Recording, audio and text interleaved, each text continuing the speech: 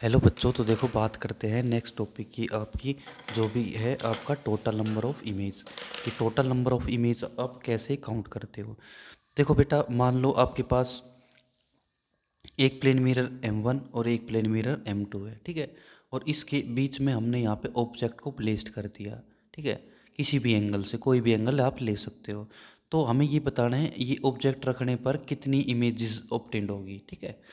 तो बेटा रूल क्या है, सबसे पहले रूल है, पहला मिरर रखो M1, दूसरा मिरर रखो M2। पहले का एंगल 30, सेकंड का एंगल 60। और इन दोनों का एडिशन कर लो, जोड़ कर लो इनका, कि 30 + 60 कितना हो गया 90, ठीक है। तो इन दोनों का ऐड करो अब, 90 + 30 कितना हो गया आपका 120। कहने का मतलब ये है बेटा, इन दोनों का जोड़ 120, इन दोनों का जोड़ 150। और आगे 90 ऐड मत करना, क्यों? क्योंकि हमें कहाँ तक लेके आना है ये 180 से कम कम बेटा। 180 आ जाए तो भी काउंट मत करना। मतलब हमें पता कैसे चलेगा कि 1 2 3 4 इमेज ऑब्टेंड हुई है बेटा? 180 से कम कम। जैसे इसमें और आगे चलते हैं, ऐसे ही क्रॉस करके 90 और ऐड करते हैं इसमें। तो 90 + 150, मतलब भाई 90 के अंदर 150 को हम ऐड करेंगे तो आपको पता है 180 से ज़्यादा हो जाएगा। तो 180 से ज़्यादा नहीं, कंप्लीट अगर 180 भी आ गया तो नहीं, 180 से कम कम काउंट करेंगे। इसमें भी 120 में 90 ऐड नहीं कर सकते, पता है आपको, 180 से ज़्यादा हो जाएगा। तो 1 2 3 4, ठीक है। तो n की वैल्यू क्या आ गई 4, ठीक है। तो बेटा एक रूल और ओबे करता है यहाँ पे। अगर यहाँ पे संख्या, यह वाली संख्या अगर आपकी इवन आती है, क्या आती है आपकी? इवन आती है। तो एक n-1 करते हैं हम यहाँ पे, क्या करते हैं? n-1 क्यों करते हैं? क्योंकि एक इमेज आपने ओवरलैपिंग होगी। कहने का मतलब, जैसे कोई भी, जैसे बेटा इमेज थी वो आपने बार बार काउंट कर दी, इसे बोलते हैं ओवरलैपिंग। क्या बोलते हैं? ओवरलैपिंग। कहने का मतलब 1 2 3 4 टोटल तो आई है 4, लेकिन वैसे 3 ही है बेटा।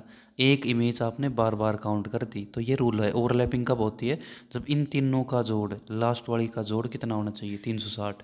नहीं 360, ठीक है, 360 अगर रहती है तो ओवरलैप करती है बेटा, ओनली 360 पे ही, ठीक है। तो आपको पता है ये और ये देखो ओवरलैप होगी, तो इसमें से n-1 कर लो। अगर आपको सिंपल ट्रिक बताऊं तो ये होता है, टोटल नंबर ऑफ इमेज निकालने का फॉर्मूला 360 अपॉन में थीटा, दोनों मिरर का बीच का एंगल कितना होगा? ये 90। तो पता है आपको कितना हो गया 4। अगर इवन है तो एक माइनस कर दो, ओड है तो सेम। ओड का भी रूल बेटा 2 है, वो आगे बताऊंगा मैं आपको। क्वेश्चन नंबर 6 है आपका, दो प्लेन मिरर M1 M2, बीच के अंदर ऑब्जेक्ट, ये एंगल 30, ये एंगल 10। तो वैसे बेटा M1 M2 30 और 10, इन दोनों का एंगल टोटल कितना हो गया 40।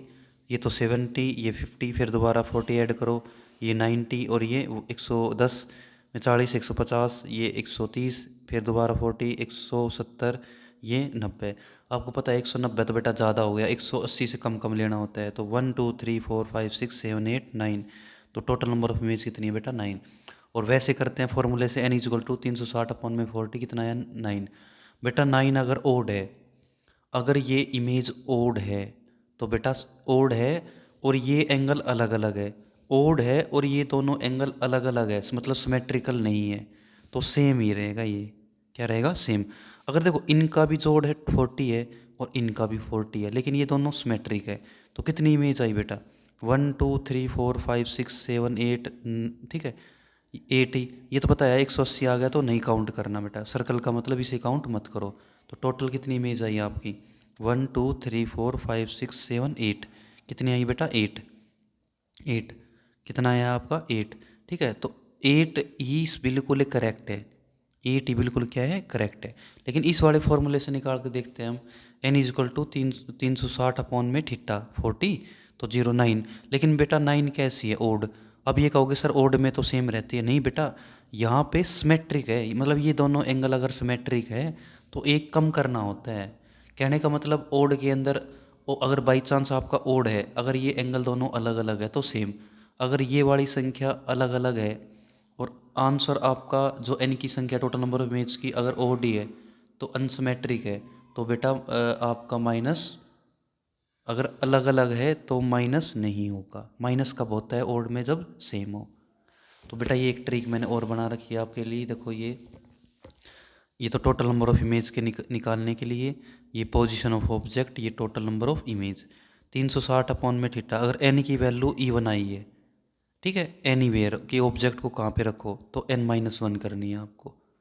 अगर ये संख्या ओड आती है, ये वाली संख्या आपकी ओड आती है, अगर सिमेट्रिक है तो कम करो, अगर एसिमेट्रिक है मतलब अलग अलग है तो सेम रखो।